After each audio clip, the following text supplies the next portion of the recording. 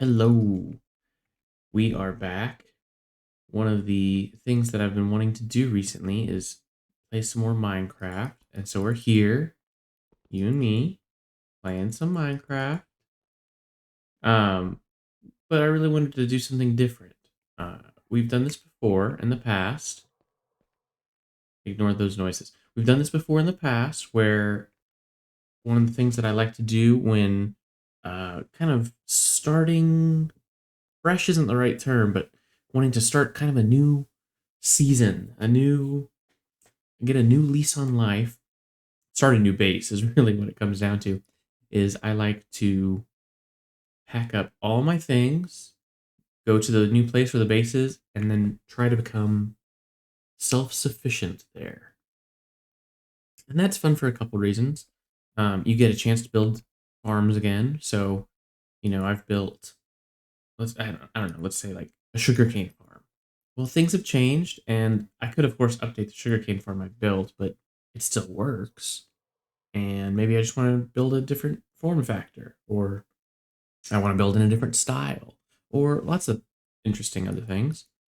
So it's kind of like exiling yourself, but I get to take a lot of stuff with me.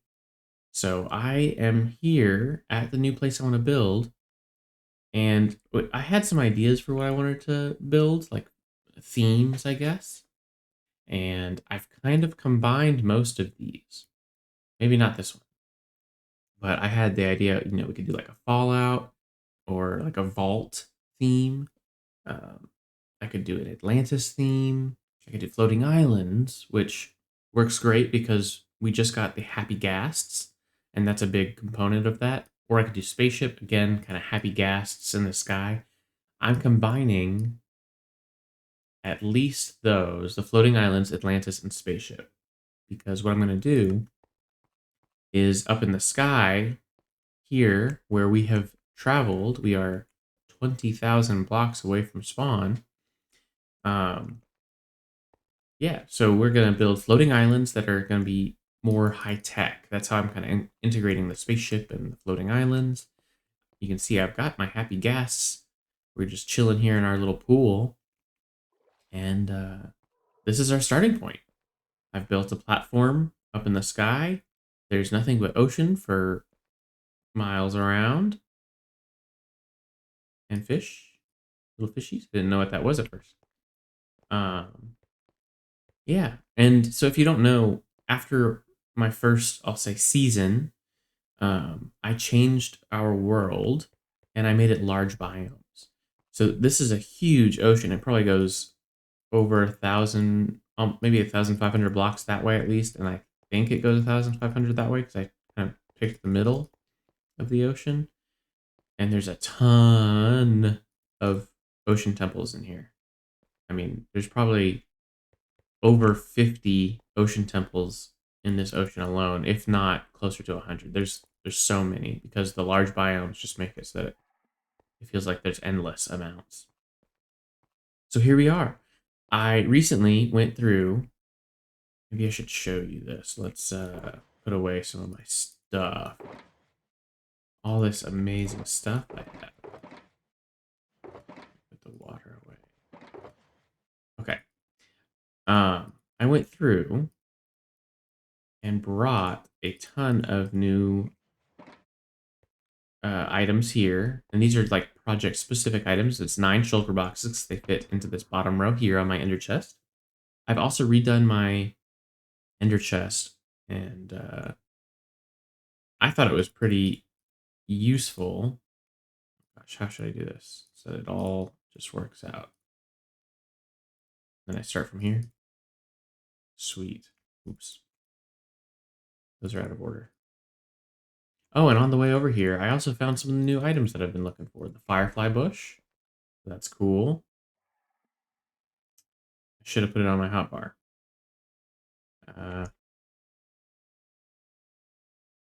Okay. Let's take a look at what our item system, our shulker box, no, ender chest shulker box hybrid system looks like, because I love what Etho has done with it. I think this is my version of that. Right now, these two boxes are empty. I colored these boxes in the exact same way that the dies are laid out on the wiki. So, white, like, I mean, this makes sense. And then brown doesn't really fit anywhere very well, but then it starts with red, and then it goes through there. These two, though, because, the ender chest is 9 wide, but there's only 16 dies, so we went to 8, and then I stopped there, and then we went, another 8, and stopped there. So these two, I have ideas of what will go in them, but right now they are empty. But just to kind of breeze through these, we have our essentials box, rock and stone, sand and glass, and there's some empty spots in here. Like, I just don't know what exactly to throw in there right now. Crafty work, again, ton of empty spots. Logs, redstone box. Our hell box, we just used some of those ghasts over there. They're rolling up right now. Let there be light. And I could get more of the copper bulb stuff, but I think if you have the oxidized version and the waxed, and the unoxidized version, you're good. And then you start over here, you got your planter. Pretty nice. Shrubbery and greenery and some dirt. Flower pots. And we got the new wildflowers. In the shrubbery and greenery, we got the new bush. And we got the new firefly bush. So that's really cool.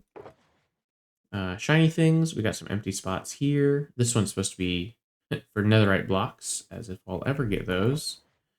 Down under, so 2 kind of or maybe 3 biomes here. We got water just down under the sea, and then I kind of combine dripstone and calcite as the caving down under in the caves, and down under in the deep, deep dark.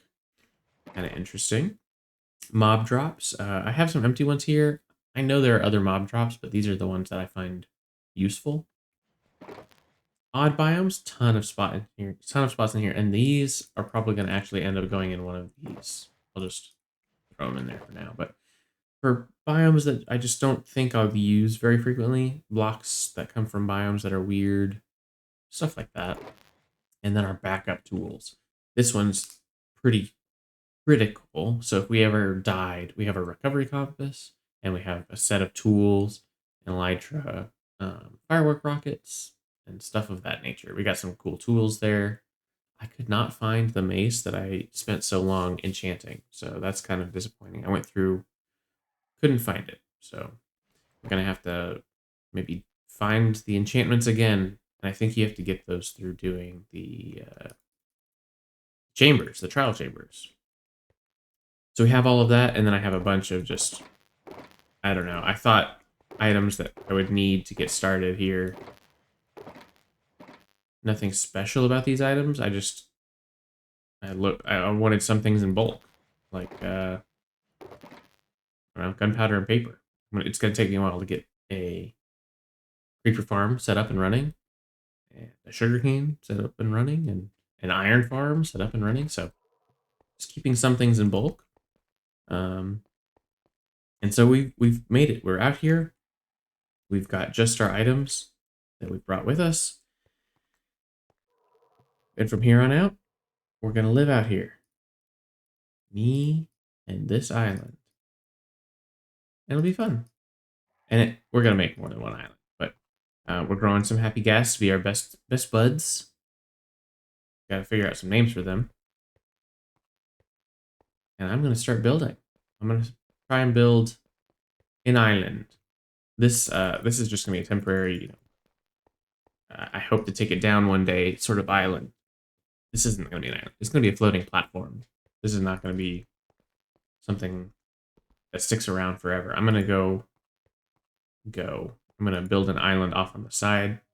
Once I get these gas going, we can start building and checking the underneath part of it, which would be really cool. And we'll work from there. So I will get on that. See ya in just a little bit. I think I know why people don't make floating islands all that much. It's a lot of work. Oh my gosh. I have not even trying to avoid looking at it. I've not even done a lot of the important work on it. Oh, you got a glimpse out of there. Let's take a look. I ended up building this one by building. Oop, don't look. I built the bottom, and then I built the next layer, like this. Oh, don't look. And then I built the next layer, and then the next layer, and I tried to vary it a little bit, make it a little natural. I have not gone around with a ghast. I've not completed, anything other than the stone on it. But I did end up having to make some redstone components so that we can keep building this. And so let's take a look. Okay, it's not the worst thing in the world. Let's get a little distance view. Ignore the stone on the top. I'll explain that. So it's not terrible. It needs some light down here. It needs a lot of other little things too. But it's just stone for right now. And you might be able to tell from my pickaxe, I've been mining a lot, and that is because I ended up needing stone. I did not want to use every bit of stone that I had because I'm going to need to make another island soon, presumably, if this keeps going. And so I built this stone generator, and it's fueled, quote unquote, by two stone generator sources. So let's go ahead and mine one of these just for an understanding of how this works. And I built it so that it's 6 layers going up for a couple reasons. One, it means if you do this, you're going to be guaranteed to get all of the different blocks above you. If you do 5 or 6, I think you can't reach 6. And if you do 5, as you're walking by, you'll leave one every now and then.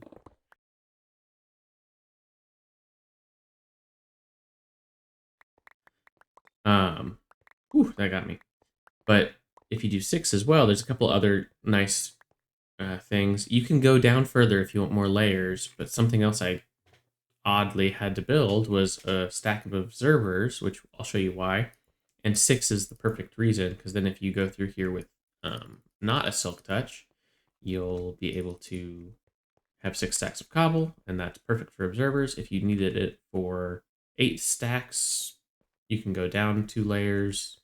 There's some niceties. And then you press this button to kind of restart it, because it pushes it to its max limit. And then this starts by pushing that, and then we'll go down here and take a look at all the different pieces. So the 2 source fuels of this is the first one. I don't know if this is a common way of building stone generators, but I like it a lot. This is a stair block. Can't lift that block up. How do I do this? How do I show you? Not a great way. I'll just talk about it from this side. Stone comes out this way. Opposite of where the stone is, there is that piston there. You can see there's that stair block. I can't dig this out to get lower either. It's kind of frustrating. And there's this glass block with an observer. What happens is there's a lava block behind this smooth stone. So it flows downward onto the water, makes it stone. The glass updates and connects. The observer sees that, powers this block, which powers the redstone, which powers the piston. Easy peasy. Then it starts pushing it out this way. We have the same kind of setup here. See, the stone connects with that. I actually pull it out into a repeater this time, and it pushes all of the pistons. Easy enough. And then lastly, down here, I had to find a way to do... This is like the typical way I would do it. Ignore this second half. Just look at this half. You just send redstone pulse with observers seeing the pulse and pistons on top. So pretty straightforward. What I had to do it this way because I wanted to have 2 halves of it, because we have another stone generator right here. You can see it a little bit better. There's the stair, the lava, observer, and it powers that. But when I put these 2 halves together, halves? Yeah, halves. When I put these 2 halves together, let's see if we can... I want to see it push up real quick. Any second now. One more. There we go. So when either one meets in the middle, this way you could have it technically like offset and it would still work fine. But there's the glass here, observers, same setup, and the observers power this, and this other observer powers this one. So pretty straightforward. I had to use the rails, which I don't normally use rails in Redstone, so this was kind of interesting. And then once I built all that, I actually did fill this whole island with stone where I wasn't using the redstone area. So there's like a 1 block border around the edge that I left. And other than that, I filled this whole island with stone, so you can kind of see where I needed even more stone. And then to top it all off, I put a layer of smooth stone at the top. And there's a reason for that. I was planning on mossing the top up here, and I didn't want it to like filter through and get the bottom. I believe with this layer of smooth stone, it won't bother the bottom. Really hoping that's accurate. But then I can just run around like this, and this should make it, I don't know, 10 times better than it was. I mean, I'm liking it already. Green is just so nice after looking at this gray, bland nothingness for forever. But yeah, the building this island has been, eye-opening for sure. It's a lot of blocks. I had to refill many, many times on stone and among other things.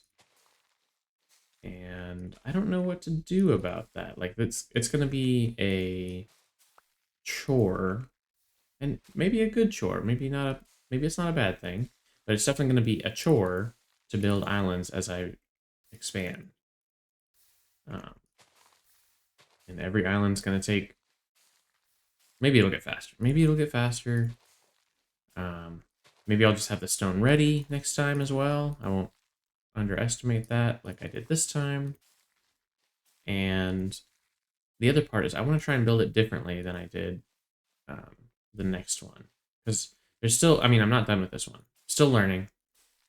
But the way I built this one was from the bottom up. I'm wondering if I build from the top down. So if I built like a wireframe of the size that I want, and then I work my way down into a bottom that I think looks good. And I think I can do that much easier now with the gas, but I didn't really think about doing it that way. I thought about adding the gas after the fact and like flying around to pretty it up. Okay, looks like it's doing fine under there. The only places that are stone are where the torches are, which is fine. I'm hoping it doesn't go up the edge as well. Looks like it's doing pretty well. It's a little busy, but that's okay. We can unbusy it. And we can add our shrubbery, our own shrubbery and greenery. Yeah, I think this barrier also helps prevent it from going up.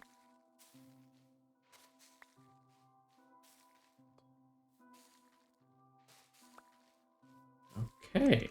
Okay. Oh. Okay. I mean, that is a lot of green.